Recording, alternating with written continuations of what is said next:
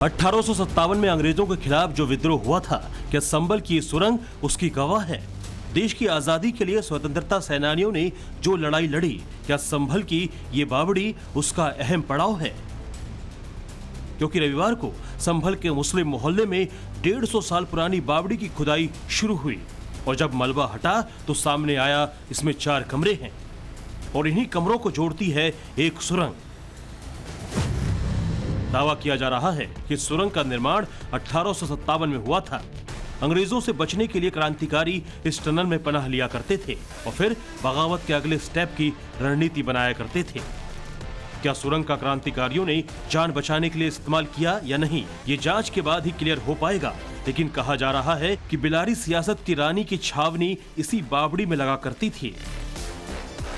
ये देखिए, अगर नीचे आप देखेंगे तो ये बावड़ी जो है, इसके अंदर ये देखिए ये गेट है और ये देखिए यहाँ से इस तरीके से जो है ये बावड़ी के अंदर लोग जो है वो आते थे। और अभी देखिए हम बावड़ी के अंदर मौजूद हैं और ये देखिए यहाँ पर एक जो कमरा है, जो कमरा बताया जाता था, जो एक तरीके से आप देखेंगे तो ये बैल्कनी टाइप का जो बावड़ी के अंदर होता था, ये आपको नजर आएगा। और इसके अंदर आप देखेंगे तो एक लंबी सी आपको ये सुरंग नजर आएगी और देखिए इसको भी खोद कर यहाँ से निकाला जा रहा है। अंदर जो मलबा भरा हुआ था उसको भी यहाँ से निकाला जा रहा है और ये लंबी सुरंग जो है वो चारों तरफ गोल घूमती है, यानी कि बरामदा की तरह जो है ये पूरी सुरंग घूमती है और इसके अंदर 4 कमरे हैं, ये बताया जा रहा है। संभल के लक्ष्मणगंज में सहसपुर के राजा का परिवार रहता था, ऐसा स्थानीय लोग दावा करते हैं। कहा जाता है कि सहसपुर का शाही परिवार मुरादाबाद और बदायूं जिले का सबसे बड़ा जमींदार हुआ करता था और जब 1857 की मई में बदायूं में विद्रोह की आग फैली तो सहसपुर परिवार ने इसमें सेनानियों का साथ दिया। कहानियां ऐसी भी हैं कि यहाँ छावनी बनाई गई थी जिसमें अंग्रेजों के खिलाफ एकजुटता का संकल्प लिया जाता था और फिर यहाँ लिया जाने वाला फैसला आसपास के कई जिलों के राजाओं को बताया जाता था। सहसपुर के शाही परिवार के महाराजा पृथ्वी सिंह लोधी राजाओं के साथ इसी संभल में आकर बसे थे। कहने वाले तो ये भी कहते हैं कि संभल में कई ऐतिहासिक सुरंगें हैं जो कई दूसरे शहरों में जाती हैं और इन जगहों का संबंध अंग्रेजों के खिलाफ जंग लड़ने वाले राजाओं से है। देखिए यहाँ भी अगर आप देखेंगे तो बिल्कुल इसी तरीके से रास्ता सीधे की तरफ जाता है। एक बार हरिंदर भाई से मैं रिक्वेस्ट करूंगा, इधर आइए। यहाँ पे दिखाइए, ये जो रास्ता है वो पूरा गोल घूमता है और गोल घूम के देखिए सीधे वापस से उसी स्ट्रक्चर में जाता है, यानी कि जो बावड़ी का मेन स्ट्रक्चर होता है और चारों तरफ से बरामदा का स्ट्रक्चर होता है, ये बिल्कुल उसी तरीके का रास्ता होता है और यहाँ भी आपको बिल्कुल वैसे ही देखने को मिलेगा। और यहाँ से अगर मैं बाहर निकलूँ तो देखिए, यहाँ से जब आप बाहर निकलेंगे तो बिल्कुल सेम स्ट्रक्चर है। ये देखिए, ये कमरों का जो कॉन्सेप्ट है बावड़ी के अंदर वो आपको नजर आएगा। इसके अंदर अभी मलबा जमा हुआ है और बावड़ी में अक्सर जो है वो स्टेप वाइज जो कुएं हैं उनको यहाँ पर देखने को मिलता है और यहाँ भी अगर आप देखेंगे तो बिल्कुल इसी तरीके से जो बावड़ी में आपको ये जो कुआं है वो देखने को मिलेगा। कितना देर लगेगा अभी खुदाई में? अभी बहुत टाइम लगेगा, अभी कई 2 महीने भर के बराबर लगेगा साहब इसमें, क्योंकि 3 मंजिला है नीचे तक। कितना अंदर है ये नीचे? 3 मंजिला। और क्या क्या इसके अंदर है ये तो साहब मालूम नहीं। अभी तक जो खुदाई की है उसमें क्या क्या मिला है? यही सामने आ रहा है, जो भी रोड़ा मिट्टी कूड़ा। संभल के जिस चंदौसी में बावड़ी मिली है उस चंदौसी का एक गांव क्रांतिकारियों के गांव के नाम से मशहूर है। कहते हैं आजादी के आंदोलन में पैसों की कमी आई तो गुमथल गांव के क्रांतिकारियों ने ट्रेन से अंग्रेजों का खजाना लूट लिया था। अंग्रेजों ने लूटे गए खजाने को वापस लेने के लिए गुमथल गांव के चारों तरफ आग लगवा दी, मगर कई दिनों की कोशिश के बाद भी अंग्रेज अफसर किसी भी क्रांतिकारी को गिरफ्तार नहीं कर सके थे। सवाल यही है, क्या यहीं तो आकर नहीं छिप जाते थे क्रांतिकारी? जो मेन बातें इस सुरंग से निकल के सामने आ रही हैं, 3 बातें, उनमें से प्रमुख ये है कि एक तो ये बरांडानुमा जो आकृति है जो गोल घूम के जा रही है, ये बरांडा की तरह है और यहाँ पर गोल तरीके से जो है वो पूरा बावली की तरह बना हुआ है और चारों तरफ से इस तरीके से ढका हुआ है।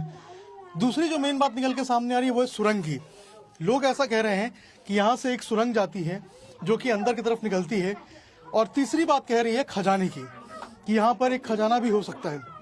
तो 3 बातें जो हैं वो लगातार इस सुरंग से निकल के सामने आ रही हैं।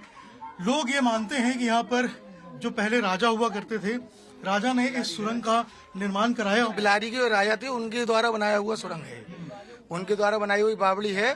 इसमें रानी जी की छावनी जो होती है वो आके विश्राम करती थी, ऐसा जो लोग बता रहे हैं अभी।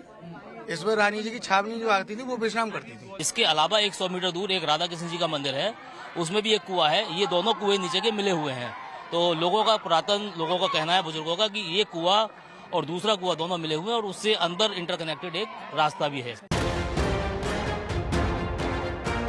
जिस संभल में सनातनी सबूत मिल रहे हैं उसे दिल्ली के अंतिम हिंदू शासक पृथ्वीराज सिंह चौहान की राजधानी भी कहा जाता है। इतिहास कहता है कि 12वीं शताब्दी के दौरान पृथ्वीराज सिंह चौहान ने यहीं 2 भयंकर युद्ध लड़े। पहले युद्ध में पृथ्वीराज सिंह चौहान ने महमूद गजनी के भतीजे गाजी सैयद सालार मसूद को पूरी तरह पराजित किया था। संभल की इसी वीरता वाली विरासत को 1857 की क्रांति में अंग्रेजों से लड़ाई के दौरान आगे बढ़ाया गया। ऐसे में सवाल है कि आखिर इस बावड़ी को किसने ढका, किसने पक्की तरीके से बनाई गई गहरी सुरंग को छिपाने की कोशिश की। इस बावड़ी को 3 मंजिल का बताया जा रहा है, जिनमें 2 मंजिल संगमरमर से बनी हुई है और 1 मंजिल ईंटों से तैयार की गई है। 4 भवन और कुआं होने का दावा भी इस बावड़ी को लेकर किया गया। 400 वर्ग मीटर एरिया में तालाब भी होने की बात अभिलेखों से सामने आई है। ये अलग बात है कि पृथ्वीराज चौहान की बावड़ी और खुदाई के दौरान मिली बावड़ी में थोड़ा फर्क है। ऐसे में संभल में एक और बावड़ी देखने को मिली है, इसका नाम है चोर बावड़ी। चोर बावड़ी नाम क्यों है, इसके पीछे एक कहानी वो बताएंगे, लेकिन ऐसा कहते हैं कि पृथ्वीराज के चौहान के समय की ये बावड़ी है और ये 2 मंजिला बावड़ी है। यहाँ अगर आप देखेंगे तो ये बावड़ी देखिए कितनी बड़ी बावड़ी है और यहाँ पर कमरे बनाए गए हैं। ये कमरे बहुत पुराने हैं, ये बावड़ी बहुत पुरानी है। ऐसा कहते हैं कि राजा पृथ्वीराज चौहान जब हुआ करते थे यहाँ पे, उस वक्त ये बावड़ी का इस्तेमाल करते थे। अपनी रानियों के साथ वो यहाँ आया करते थे, यहाँ पे स्नान ध्यान करते थे, अपनी रानियों के साथ यहाँ बैठते थे और उसके बाद वो यहाँ से जाते थे। कभी कभी कहते हैं कि उनकी सेना भी यहाँ आती थी, सेना भी बैठती थी, सेना विश्राम करती थी और फिर अगले पड़ाव की तरफ आगे जाती थी। ये बावड़ी की हालत देखकर आप समझ सकते हैं कि ये कितनी पुरानी बावड़ी है। राजा पृथ्वीराज चौहान के टाइम की चीजें हैं ये, और ये एरिया भी पूरा हिस्सा, ये नहाने की बावड़ी हुआ करती थी। इसमें पानी भरा रहता था पहले, और इसमें सुना है राजा रानियां नहाने के लिए आते थे। और चोर को नाम तो से गलत पड़ गया। चोर को इसलिए पड़ गया कि जंगल था ये पूरा, शाम को यहाँ खेती करने के लिए कोई रुकता नहीं था डट की वजह से, तो चोर यहाँ पर ठहर जाते थे। कहा जाता है कि संभल में भगवान कल्कि का अवतार होगा। तीर्थों की इस नगरी में कई सनातनी प्रमाण खुदाई के दौरान मिल चुके हैं। सबसे पहले कार्तिकेय महादेव मंदिर मिला, जिसमें 46 साल बाद पूजा अर्चना की गई, जिसके बाद बांके बिहारी मंदिर भी इसी संभल में पाया गया। 5 से ज्यादा कुएं भी संभल में चिन्हित हो चुके हैं। बाबा क्षेमनाथ धाम में मिले इस कुएं का इतिहास भी कई सालों पुराना बताया जा रहा है। खास बात यह है कि महज 12 फीट की गहराई पर इसमें पानी की धारा फूट पड़ी, जबकि यहाँ का जलस्तर आमतौर पर 80 फीट माना जाता है।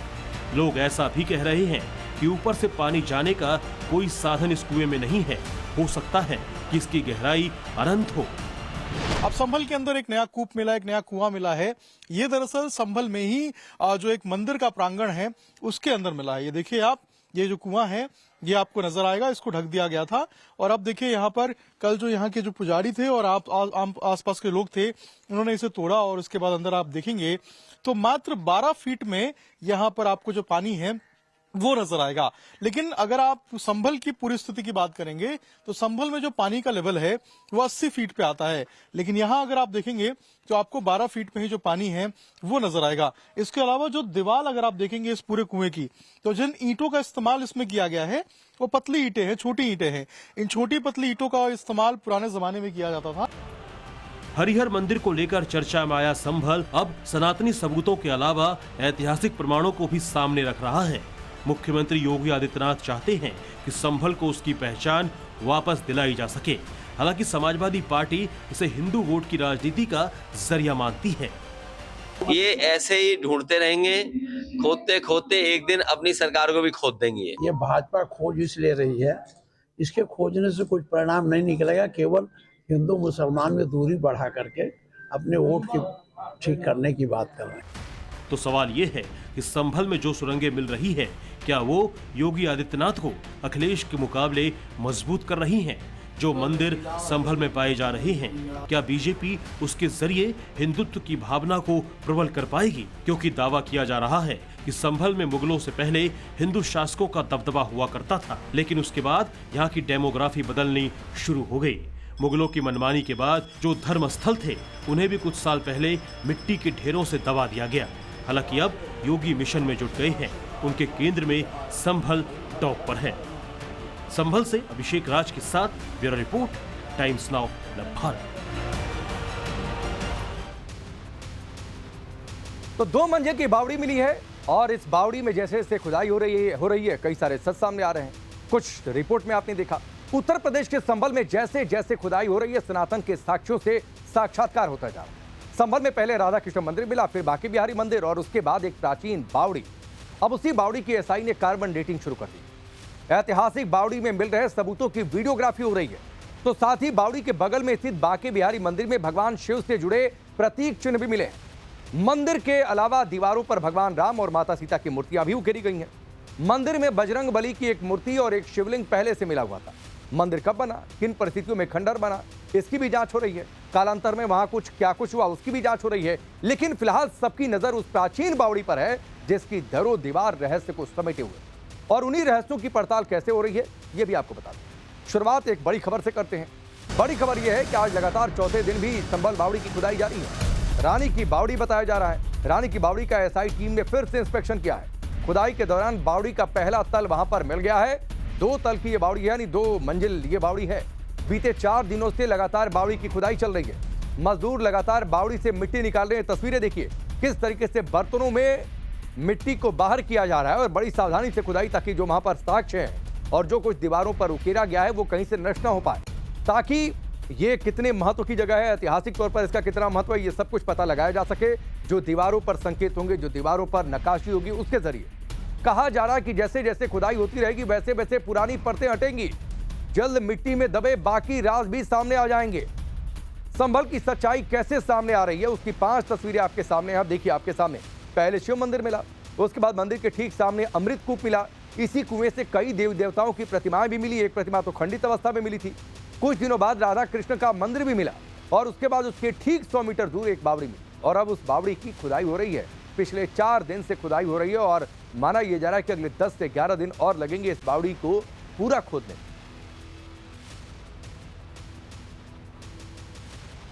चलिए अब आपको बताते हैं कि संभल की बावड़ी का सीक्रेट क्या है, राज क्या है। आज खुदाई के दौरान क्या कुछ पता चला है। 4 दिनों से बावड़ी की खुदाई हो रही है। मानव श्रृंखला बनाकर मिट्टी निकाली जा रही है ताकि जल्दी से जल्द और पूरी सावधानी से मिट्टी को हटाया जा सके। 12 फीट की गहराई तक खुदाई पूरी हो गई है। बावड़ी की पहली मंजिल का तल मिल गया है, 1 मंजिल और निकालना बाकी है। एसआई टीम ने संरचना का निरीक्षण किया है। जो संरचना अभी तक वहां पर दिख रही है, पुरातत्व विभाग की टीम ने कार्बन डेटिंग भी की है ताकि कितनी पुरानी ये बावड़ी, क्या कुछ वहां पर था, वो सब कुछ पता लगाया जा सके। अधिकारियों ने सुरंग की कार्बन डेटिंग की है, बावड़ी की वीडियोग्राफी की है, फोटोग्राफी पर भी कई दिनों तक अभी चलेगा खुदाई का काम। जो खुदाई का काम है रानी की जो बावड़ी है उसके अंदर जारी है। 5वें दिन पहले आज से जो है वो ये बावड़ी मिली थी और उसके बाद से ही जो खुदाई है वो पिछले 4 दिनों से लगातार चल रही थी जब से ये बावड़ी मिली है। और अभी भी अगर आप देखेंगे तो अभी भी देखिए दोपहर का वक्त है और यहाँ पर जो खुदाई है, जो मजदूर हैं वो लगे हुए हैं और लगातार जो खुदाई है वो की जा रही है। अगर नीचे मैं दिखाऊं तस्वीरों में आपको तो देखिए ये जो सीढ़ी है ये बिल्कुल इसी तरीके से साफ कर दिया गया है। ये सीढ़ी नीचे बावड़ी की तरफ जाती है और जब शुरुआत में ये बावड़ी मिला था तब ये पूरे तरीके से मलबा जमा हुआ था, यहाँ पे मिट्टी का ढेर लगा हुआ था, लेकिन अब देखिए इसको काट दिया गया है, हटा दिया गया है और यहाँ पर अब देखिए जो सीढ़ियां हैं वो बिल्कुल नीचे की तरफ जा रही है। देखिए ये जो सीढ़ी है लगभग 10 से 12 सीढ़ियां जो है वो अभी क्लियर कर दी गई हैं और अब धीरे धीरे करके जो आगे की जो खुदाई है वो देखिए यहाँ पर की जा रही है। ये दोनों तरफ का जो बावड़ी का रास्ता है, यहाँ अगर आप देखेंगे तो इस तरफ जो मिट्टी है वो जमी है, लेकिन जो दूसरी तरफ है यहाँ अगर आप देखिएगा तो ये देखिए तस्वीरों में ये आपको जो है वो थोड़ा साफ नजर आएगा। ये थोड़ा क्लियर कर दिया गया है और यहाँ से जो खुदाई है वो की जा रही है। नीचे आप देखेंगे तो ये लगभग 10 से 12 फीट की जो खुदाई है वो अंदर अभी हो चुकी है और लगातार जो अंदर से मिट्टी निकालने का काम है वो किया जा रहा है। सामने की तरफ देखेंगे तो वहां से भी जो मिट्टी है उसको हटाया जा रहा है और लगातार जो खुदाई है वो यहाँ पे की जा रही है। एएसआई की टीम भी यहाँ पहुंची है और जो निरीक्षण है वो इनके द्वारा किया गया है और लगातार यहाँ पर देखा जा रहा है कि क्या कुछ चीजें जो हैं किन सभ्यताओं की यहाँ पर मिल रही हैं और आखिर किस तरीके से इस आर्किटेक्चर को बनाया गया था, किन किन यहाँ पे पत्थर का इस्तेमाल किया गया है, किन किन ईंटों का इस्तेमाल किया गया है, किन चट्टानों का इस्तेमाल किया गया है। तो उन सभी चीजों को देखा जा रहा है और उसके बाद लगातार जो खुदाई है वो किया जा रहा है।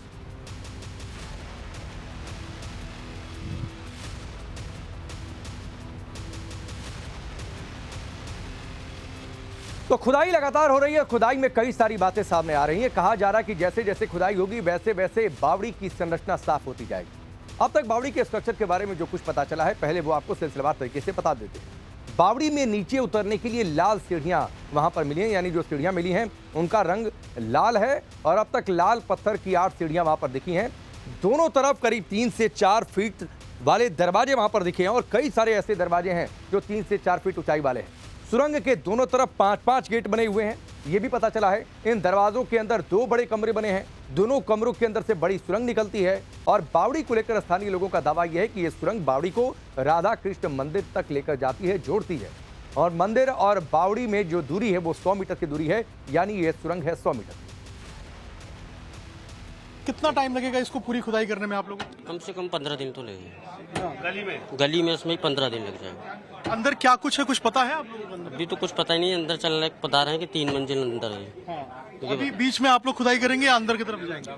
अंदर से भी करते ला रहे हैं, इधर को भी करते लाएंगे। कुछ और मिला है यहाँ पे खुदाई के दौरान आप लोग? अभी तो कुछ नहीं मिला, ये मलबा ही मलबा निकल रहा है, मट्टी वगैरह निकल रही है। मलबा पत्थर और मिट्टी मिल रहा है। हाँ बस यही। देखिए अभी मलबा पत्थर मिट्टी मिल रहा है और एएसआई की टीम भी यहाँ मौजूद है। वो जांच कर रही है, निरीक्षण कर रही है और इंतजार कर रही है कि आखिर इसका ओरिजिनल स्ट्रक्चर कैसा दिखता है, क्योंकि इस बावड़ी को लेकर कई सारी बातें कही जा रही हैं। कुछ कह रहे हैं कि ये सुरंग की तरह बाहर निकलेगा, कुछ कह रहे हैं कि ये बरामदा की तरह है जैसे बावड़ी होता है, कुछ कह रहे हैं कि इसके नीचे जो है वो किस तरीके से समझिए कि आप जो है कुछ दबा हुआ है जो कि खजाना जो है वो निकलेगा यहाँ से। तो कई सारी बातें निकल के सामने आ रही है इस बावड़ी को लेकर, लेकिन बावड़ी की असलियत क्या है, बावड़ी कैसा दिखता है, कितना मंजिला है और आखिर अंदर क्या है, ये तभी साफ हो पाएगा जब पूरे तरीके से इसकी खुदाई हो पाएगी। और यही कारण है कि देखिए लगातार जो खुदाई है वो की जा रही है और यहाँ अगर आप देखेंगे तो आप जमीनी स्तर पर जो सतह है उसको क्लियर कर दिया गया है और लगभग जो पहला मंजिल है उसको यहाँ पर क्लियर किया गया है। अभी